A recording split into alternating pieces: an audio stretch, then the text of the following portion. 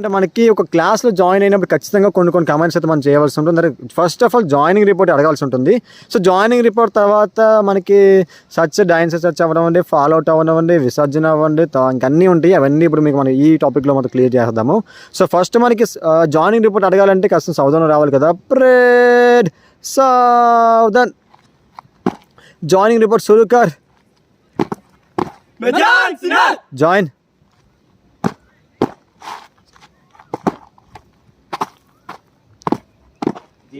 జైన్. చూసారు కదా, joining report అనమాట. సో జాయినింగ్ అయిపోయారు, సార్ చెప్పారు ఏమంటే మనకి క్యాండిడేట్స్ అందరినీ ఒక లైన్లో పెట్టి నీట్గా ప్రాపర్గా ఉండాలని చెప్పారు. సో దానికి ఒక కమాండ్ ఉంటుంది, దాన్నే సచ్ డైన్సే సచ్ అని అంటారు. అంటే డైనే సచ్ ఉంటుంది, బాయే సచ్ ఉంటుంది అక్కడ ఉన్న సిచ్యువేషన్ బట్టి. సో ఇప్పుడు చూడండి, ఇక్కడ 1 2 3 1 నెంబర్ 2 నెంబర్ 3 నెంబర్ 1కి 2కి గ్యాప్ తక్కువ ఉంది, దీనికి ఎక్కువ ఉంది. సో నాకు అందరికీ ఈక్వల్ గ్యాప్ రావాలంటే ఈ కమాండ్ అయితే యూస్ చేస్తారు. కమాండ్ ఏమీ లేదు, సచ్ డైన్సే సచ్. చూసారు కదా, ఎట్లా అంటే మనకి యాజ్ ఇట్ ఈస్ గ్యాప్ వస్తుంది, కొద్దిగా హ్యాండ్స్ పొట్టి పొడవైతే ఉంటుంది తప్ప మిగతా సరిపోతుంది. బాయే దేక్. వాళ్ళు ఎందుకు తెలియదండి, యాక్చువల్గా ఈ కమాండ్లో ఉన్నప్పుడు కేవలం సామ్నే దేక్ చెప్తేనే వాళ్ళు యాజ్ ఇట్ ఈస్గా రావాలి, అని రాకూడదు అన్నమాట.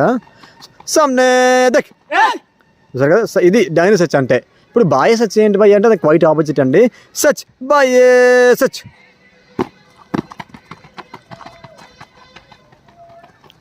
సామ్నే దేక్.